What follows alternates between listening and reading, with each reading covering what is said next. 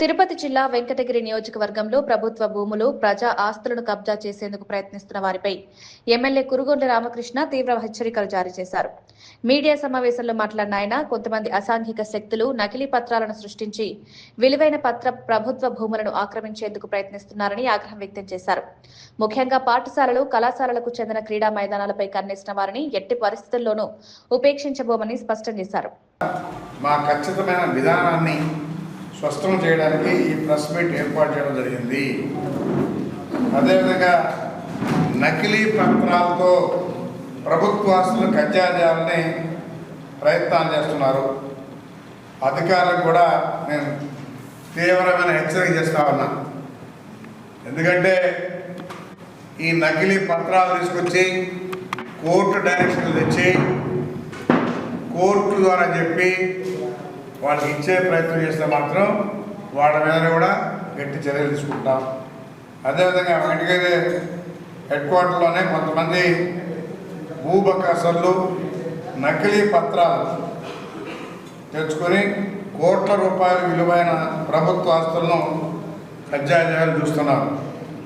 అదేవిధంగా ఈ విషయంలో ప్రభుత్వ అధికారులను ఇచ్చే స్పష్టమైన మరియు గట్టి ఆదేశం ఒకటే, మీరు ఏ పేపర్లు వచ్చినా కానీ వాటిని కూడా ఖాతరు చేయొద్దు.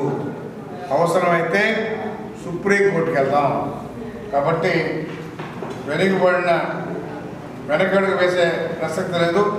అధికారులు ఎట్టి పరిస్థితుల్లోనూ ఈ భూమాఫియా ఒత్తిళ్లకు లోను కాకూడదని కూడా తెలియజేస్తా ఉన్నా. అదేవిధంగా సుప్రీంకోర్టుకైనా వెళ్తాం. నకిలీ పత్రాలతో ప్రభుత్వ భూములను కాజేయాలని చూసేవారికి వ్యతిరేకంగా ప్రభుత్వం తరఫున వెంటనే అప్పీల్కి వెళ్ళి అవసరమైతే హైకోర్టు నుంచి సుప్రీంకోర్టు వరకు వెళ్ళి పోరాటం చేసైనా సరే ప్రభుత్వ ఆస్తులను కాపాడుతామని చెప్పని కూడా తెలియజేస్తా ఉన్నాను. భూమిని ఒక గజం కూడా పరాయి పాలు కానివ్వము. ఇందులో నిర్లక్ష్యంగా వ్యవహరించే అధికారులపై కూడా కఠిన చర్యలు ఉంటాయని చెప్పి తెలియజేస్తా ఉన్నాను.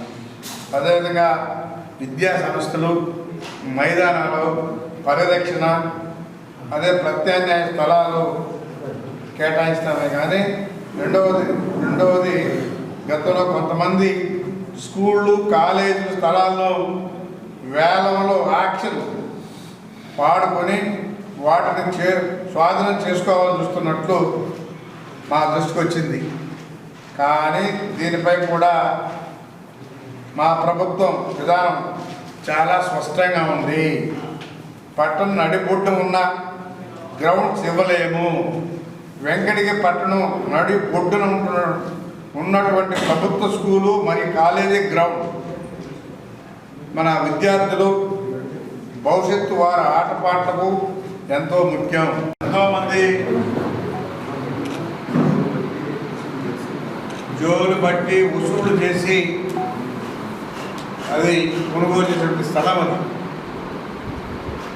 అది కూర్చుంటా. ఈ కోర్టు డైరెక్షన్లకి కూడా ఎవరు కూడా భయపడాల్సిన అవసరం లేదు. అవన్నీ కూడా నకిలీ డాక్యుమెంట్లు.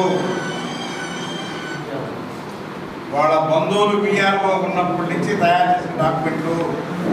వాటిని బేస్ చేసుకోవాల్సిన అవసరం లేదు. ఫేక్ డాక్యుమెంట్లు.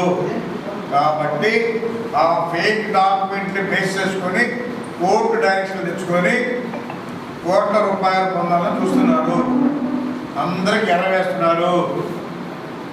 ఆ ఎరలో పడ్డవాళ్ళు కూడా మునిగిపోతారు.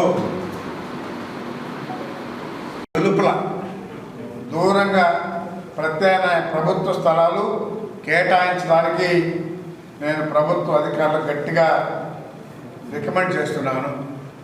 అదేవిధంగా వెంకటగిరి నియోజకవర్గంలో చట్టాన్ని అతిక్రమించి నకిలీ పత్రాలతో ప్రభుత్వ ప్రజా ఆస్తులను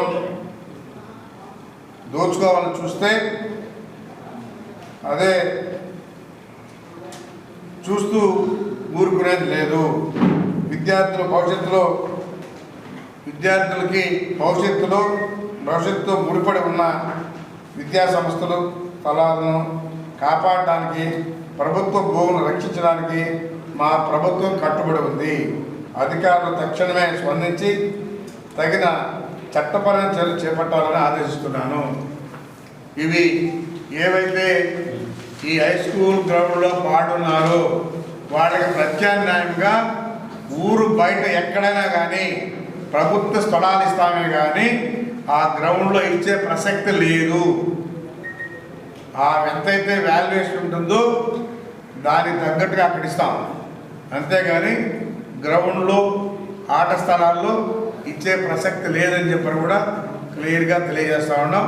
అవసరమైతే సుప్రీంకోర్టు పోయినా సరే వాటిని క్యాన్సిల్ చేసేసరికి ప్రయత్నం చేస్తాం. ప్రత్యామ్నాయంగా ఊరు బయట తీసుకున్నారా సరే, లేదు కాదంటే మాత్రం మళ్ళా సుప్రీంకోర్టుకైనా పోయి డైరెక్షన్ చేస్తాం. నేను అక్కడ కూర్చుంటా. ఈ కోర్టు డైరెక్షన్లు నీటి కూడా ఎవరు కూడా భయపడాల్సిన అవసరం లేదు. అవన్నీ కూడా నకిలీ డాక్యుమెంట్లు. వాళ్ళ బంధువులు విఆర్ఓ ఉన్నప్పటి నుంచి తయారు చేసిన డాక్యుమెంట్లు, వాటిని బేస్ చేసుకోవాల్సిన అవసరం లేదు. ఫేక్ డాక్యుమెంట్లు కాబట్టి ఆ ఫేక్ డాక్యుమెంట్ని బేస్ చేసుకొని కోర్టు డైరెక్షన్ తెచ్చుకొని కోట్ల రూపాయలు పొందాలని చూస్తున్నారు. అందరికి ఎర్ర వేస్తున్నారు. ఆ ఎర్రలో పడ్డవాళ్ళు కూడా మునిగిపోతారు.